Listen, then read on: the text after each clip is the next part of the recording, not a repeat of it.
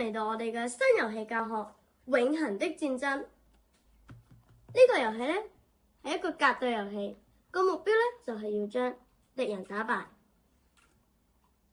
咁個盒裏面咧，你會有一集 rubber band 去箍住嗰啲卡，跟住有一個說明書教你點樣玩。唔明你都可以睇個說明書。跟住咧就有7種唔同卡，每隻卡唔同顏色。首先有 character card、chest、寶箱、summon、召喚物、curse and spell、food and emotion、monster， 最後仲有 suit。咁呢個就主要係我哋要知道嘅嘢。咁一開始咧，每個玩家咧就有5張卡牌嘅，分別有我哋嘅 character card 啦。character card 一開始咧就要打開俾所有人見到嘅，跟住咧其餘嗰4張卡牌咧就唔使俾人見嘅，都唔好俾人見到啦。咁就會有 curse and spell、suit、summon 同埋 food and emotion。咁一開始咧，你可以有3個動作做嘅。第一個咧就係可以擺一張卡，譬如話我擺呢張卡，跟住咧佢咧都擺呢一張卡出嚟，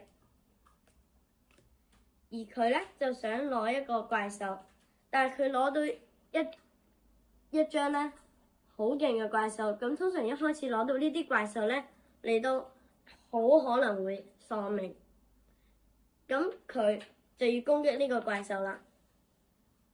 咁咧佢呢個咧就係5啦，你見到佢攻擊係5啦，所以咧佢就攻擊5喺呢隻怪獸上面啦。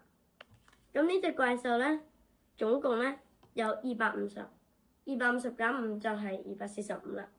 咁到我啦，我而家咧就想 refund 呢3張卡。咁咧喺個 shop 裏面咧，你就可以見到咧個卡牌。如果你 refund 或者購買嗰陣時咧，你要幾多金幣？咁呢3張咧，呢張係1個金幣，呢張係1個金幣，呢張係3個金幣，總共就係5個金幣啦。咁你就擺翻喺底部。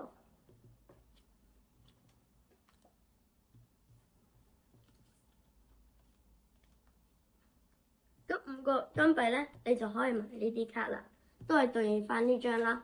咁咧，我咧就想買呢個寶箱。咁寶箱咧，我就攞到呢張。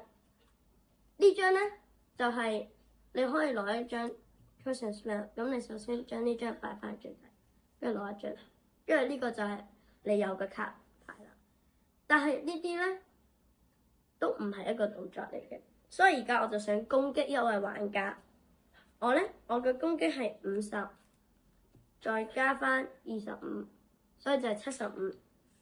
咁就攻擊佢，咁佢咧75，佢本身咧有加15，所以75減15係60。60減喺呢個上面咧，60減230就係170啦。咁佢就剩翻170條啦。咁我個回合就完咗，就到佢玩啦。而而家咧，佢咧就用佢嘅特別功能。每個人嘅特別功能唔同嘅。咁佢嘅特別功能咧係每7輪可以用一次。上面就係每幾多輪用一次，下面就係個功能。有啲可能淨係得1個特別功能，有啲有3個，甚至4個添。咁佢咧就用鋪咗用2個。所以咧，佢就用加35個攻擊值，同埋攞2個召喚物，即係summon啦。咁呢啲咧都唔係計係一個回合嘅。咁而家佢仲可以做嘅。咁佢就擺出咗呢張 Math Legendary 即係傳奇最勁嘅。跟住就到呢位玩家啦。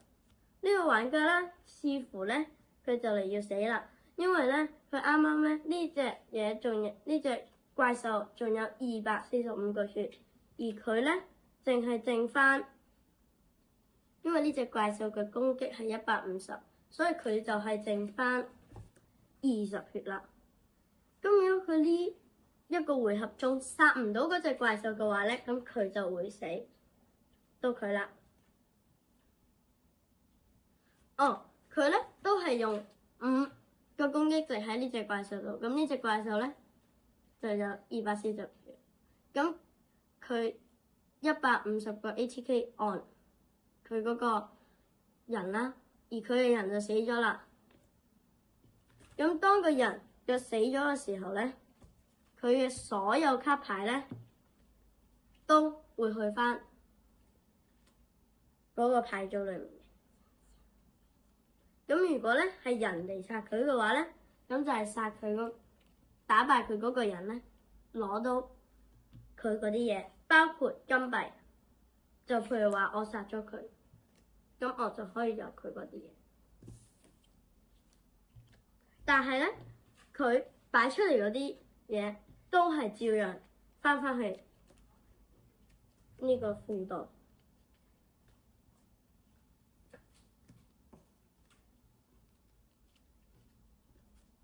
咁咧，呢兩位玩家咧，一個咧就俾我打敗咗，一個咧就俾怪獸打敗咗，所以咧我就變咗嗰個贏家，咁我就贏咗，而呢個遊戲咧就會結束啦。